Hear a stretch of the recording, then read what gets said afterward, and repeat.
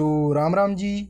मेरा नाम है रिंकू और मैं इस चैनल पर लोगों की सच्ची भूतिया स्टोरीज अपलोड करता हूँ। तो आज की कहानी हमें शेयर की है विनोद जी ने, जिनके साथ यह सारा पूरा इंसिडेंस हुआ था। तो गाइस, स्टोरी में आगे बढ़ने से पहले मैं हर बार की तरह आप लोगों को इस बार भी बोल रहा हूँ कि आप लोग दोनों कानों में हेडफोन लगा लीजिए और आंखें बंद कर लीजिए और इस कहानी को फील कीजिए।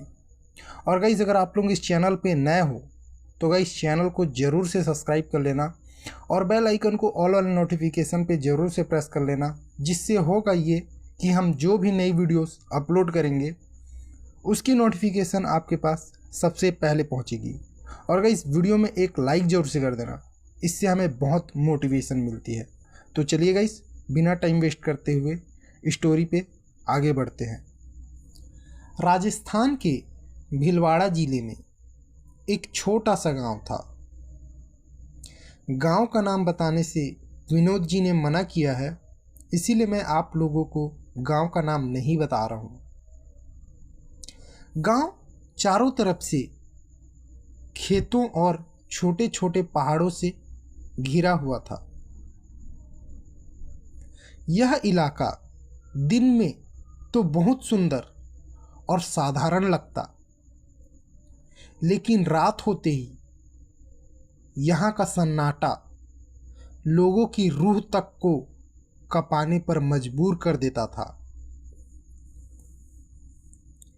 इसी गांव में एक किसान रहता था, विनोद। उम्र करीब 35 साल। वह एक लंबा चौड़ा शरीर का एक मेहनती और एक सीधा साधा इंसान था। दिन भर वह अपने खेतों में काम करता और रात में अक्सर अपनी खेतों को पहरा देने जाता था, क्योंकि गांव के पास के जंगल से नील गाय और जंगली सुअर आकर फसलें उजाड़ दिया करते थे। इसीलिए वह अपने खेतों की रक्षा करने के लिए रात को जाता था। उस रात सावन का महीना चल रहा था। आसमान में काले बादल सभी ओर छाए हुए थे। बीच बीच में बिजली भी चमक रही थी। हवा में मिट्टी और घास की मिली जुली गंध आ रही थी। अगल बगल खेतों से मेंढक की टर टर की आवाज भी सुनाई दे रही थी। रात करीब 11:30 बजे विनोद अपनी लालटेन लेकर खेत की ओर जा रहा था। खेत की मेड़ से गुजरते हुए उसकी नज़र अचानक जमीन पर पड़ी हुई एक अजीब सी पोटली पर पड़ी। वह पोटली लाल कपड़े में बंधी हुई थी और उसके आसपास कुछ नींबू और मिर्च, राख और काले धागे बिखरे हुए थे। यह देखकर विनोद ने सोचा, ये तो किसी ने टोटका किया हुआ है लग रहा है। जरूर किसी ने यहाँ कुछ किया होगा। यह कहकर वह सोचने लगता है, लेकिन उसने परवाह नहीं करते हुए आगे बढ़ने का निर्णय लिया। तभी अचानक उसका पैर सीधे जाकर उसी पोटली से टकरा गया। जैसे ही उसका पैर उस पोटली पर पड़ा, उसे लगा जैसे किसी ने उसके टखनों को जोर से पकड़ लिया हो और खींच लिया हो। विनोद दर्द से जोर से चिल्लाया और धड़ाम से जमीन पर गिर पड़ा उसने उठने की कोशिश की, तभी उसके कान में हल्की सी फुसफुसाहट गूंजी। छेड़ क्यों दिया मेरा काम। यह सुनकर विनोद का गला सूख गया। वह इधर उधर देखने लगा, लेकिन आसपास कोई नहीं था। चारों तरफ बस घना अंधेरा और कड़कती हुई बिजली ही थी। विनोद किसी तरह संभलते हुए उठा और तेजी से घर की तरफ भागा। रास्ते भर उसे यही लग रहा था जैसे कोई उसके पीछे पीछे चल रहा हो। हर कुछ कदम बाद उसे सूखी घास की चरमराने की आवाज आती और किसी के कदमों की आहट सुनाई देती। जब वह घर पहुंचा तो उसकी पत्नी कमला और मां पहले से ही चौखट पर बैठी थी। उन्होंने देखा कि विनोद का चेहरा पीला पड़ गया था और माथे से पसीना टपक रहा था। तभी उसकी पत्नी कमला घबरा कर बोली, क्या हुआ जी, आप ऐसे कांप क्यों रहे हो। विनोद ने बात को टाल दिया और कहा, कुछ नहीं, बस खेत तक गया था, अंधेरे में गिर पड़ा तो वापस आ गया। लेकिन असलियत वह अंदर ही अंदर दबाए रहा। उस रात जब सब सो गए, तभी अचानक कमरे का दरवाजा धीरे धीरे चरमराते हुए खुला। हवा बिल्कुल नहीं चल रही थी, लेकिन दरवाजा ऐसे हिल रहा था जैसे किसी ने अंदर से धक्का दिया हो। विनोद की नींद टूटी तो उसने देखा दीवार पर टंगी लालटेन अपने आप जल उठी थी।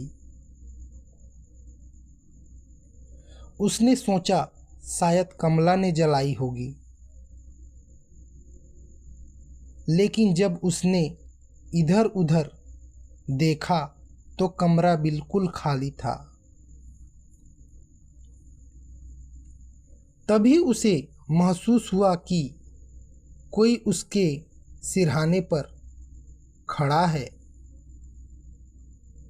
उसने धीरे से गर्दन घुमाई, लेकिन वहां कोई नहीं था।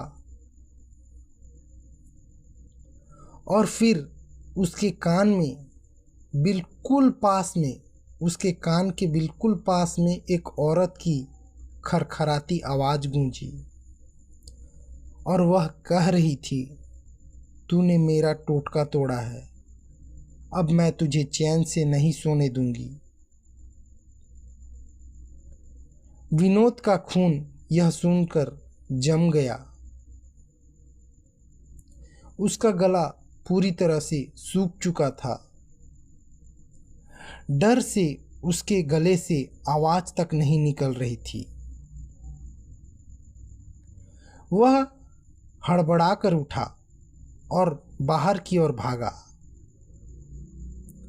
बाहर आंगन में नीम का पेड़ था। पेड़ की डाल पर उसे कुछ लटका हुआ दिखाई दिया। पहले तो लगा जैसे कोई कपड़ा फंसा हो, लेकिन जब विनोद ने ध्यान से देखा तो वह उसी तरह की लाल पोटली थी जैसे उसने खेत में देखी थी, और उस पोटली से काला धुआं उठ रहा था। वह डर से जोर से चिल्लाया। आवाज सुनकर उसकी पत्नी और माँ भी बाहर आ गईं। लेकिन हैरानी की बात तो यह थी कि जैसे ही वे बाहर पहुंची, वहां लाल पोटली अचानक गायब हो गई। सामने पेड़ पर कुछ नहीं लटका था। तभी कमला बोली, शायद आपने सपना देखा होगा। आओ चलो अंदर सो जाओ। यह कहकर कमला उसे अंदर ले गई। लेकिन विनोद जानता था कि यह कोई सपना नहीं था। उसने रात को ही तय किया कि वह सुबह होते ही सबसे पहले गांव के बुजुर्ग तांत्रिक बाबा के पास जाएगा। सुबह होते ही सूरज की हल्की किरणें गांव के कच्चे घरों पर पड़ी। मुर्गे भी बांग दे रहे थे और बच्चे खेल रहे थे। लेकिन विनोद के चेहरे पर रात की दहशत साफ झलक रही थी। वह बिना देर करते हुए सीधा गांव के किनारे रहने वाले बाबा रघुनाथ के पास पहुंचा।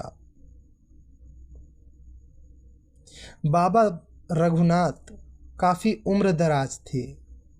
लंबी सफेद दाढ़ी और माथे पर चंदन का टीका लगाया करते थे।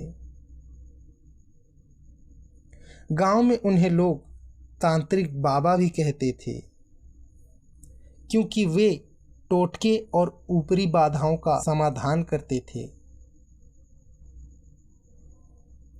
विनोद ने हाथ जोड़कर बाबा के पास कहा, बाबा मेरी मदद कीजिए।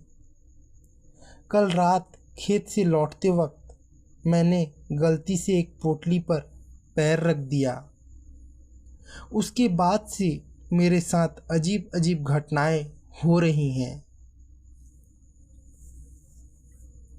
बाबा ने गहरी सांस ली और आंखें बंद कर दी। कुछ देर तक मंत्र बुदबुदाने के बाद बाबा बोले, बेटा तूने किसी साधारण टोटके पर पैर नहीं रखा है, तूने साधक के टोटके को तोड़ दिया है। यह साधना किसी आत्मा को बांधने के लिए की गई थी। जब तेरा पैर उस पर पड़ा तो वह शक्ति तुझसे चिपक गई है। यह सुनते ही विनोद रो पड़ा। विनोद रोते हुए और कांपते हुए बाबा से एक ही बात बोला, तो अब क्या होगा बाबा? कल रात मेरे कान में कोई औरत बोल रही थी और आंगन में मैंने पोटली लटकी हुई देखी है। बाबा ने गंभीर स्वर में कहा, ये कोई मामूली आत्मा नहीं है। यह औरत कई साल पहले इसी गांव के बाहर मरी थी। उसके साथ अन्याय हुआ था और किसी ने उसे टोटके में बांध रखा था। अब तूने गलती से उसे छेड़ दिया है, इसीलिए उसका गुस्सा तुझ पर उतर आया है। विनोद की आंखों में डर और पछतावा दोनों साफ झलक रहा था। बाबा ने आगे कहा, आज रात तुझे फिर खेत जाना होगा। वहीं वह बंधन टूटा था और वहीं उसका निवारण भी होगा। मैं भी तेरे साथ चलूंगा, लेकिन ध्यान रहे, अगर हिम्मत हार गया तो यह आत्मा तुझे हमेशा के लिए अपने साथ ले जाएगी। विनोद ने कांपते हाथों से बाबा के चरण पकड़ लिए और बोला, बाबा, मैं तैयार हूँ, बस मुझे बचा लीजिए। शाम होते होते बाबा ने पूजा की सामग्री तैयार की। एक पीतल की थाली, पवित्र जल, नींबू, हवन सामग्री और एक खास चाकू जिस पर लाल धागा बंधा हुआ था। गांव के कुछ लोग भी साथ जाने को तैयार हुए, लेकिन बाबा ने सभी को मना कर दिया।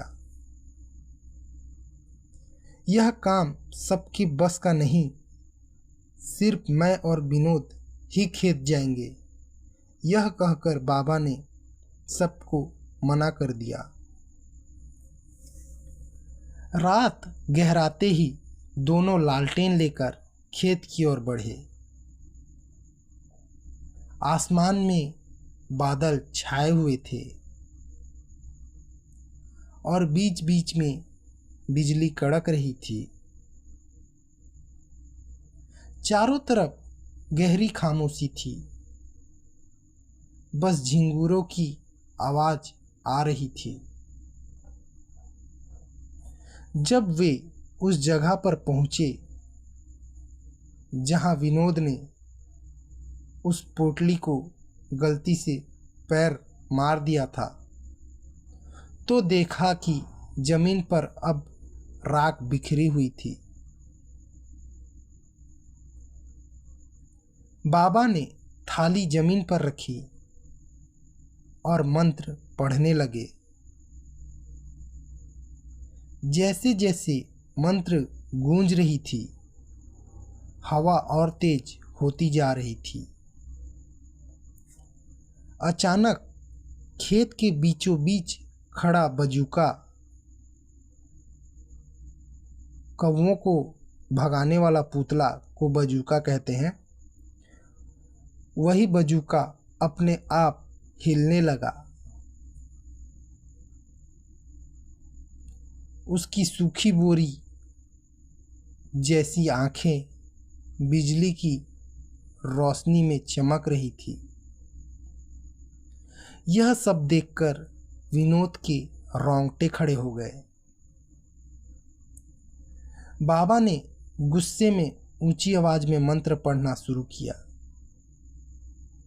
और विनोद से बोले, डरना मत, ये उसी आत्मा का खेल है। ध्यान रखना, पीछे मुड़कर मत देखना, वरना ये तुझे अपने वश में कर लेगी। विनोद ने यह सुनते ही आंखें बंद कर ली और बाबा की आवाज पर भरोसा किया। बाबा रघुनाथ लगातार मंत्र पढ़ते ही जा रहे थे। उनकी आवाज और तेज होती जा रही थी। हवा तूफान की तरह बह रही थी, मानो पूरा खेत कांप रहा हो। अचानक बजूका पूरी तरह जमीन पर गिर पड़ा और उसके साथ ही खेत की काली धुंध उठने लगी। धुंध के बीच से एक औरत की आकृति धीरे धीरे उभरने लगी। उसके बाल बिखरे हुए थे, चेहरा जला हुआ था और आंखें अंगारों की तरह लाल दिखाई पड़ रही थी। वह विनोद के सामने आकर खड़ी हो गई। उसकी आवाज चारों ओर गूंज उठी, क्यों तोड़ा मेरा बंधन, अब तुझे चैन से जीने नहीं दूंगी। यह सुनते ही विनोद जमीन पर गिर पड़ा और जोर जोर से रोने लगा और कहने लगा, मुझे माफ कर दो, मुझसे गलती हो गई थी। लेकिन आत्मा की आंखों में सिर्फ गुस्सा था। वह उसकी ओर आगे बढ़ने लगी।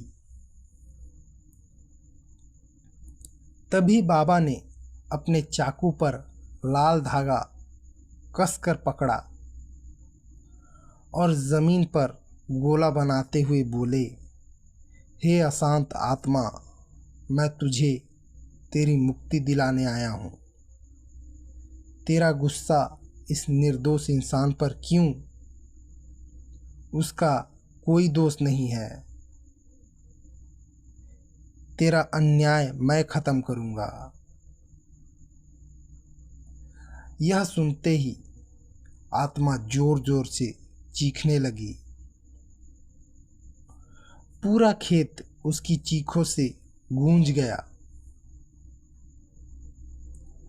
अचानक नीम के पेड़ की डालें हिलने लगी और पक्षी आधी रात को उड़ने लगे। बाबा ने राख और गंगाजल चारों ओर छिड़का और मंत्र उच्चारण करते हुए राख को अग्नि में डाला।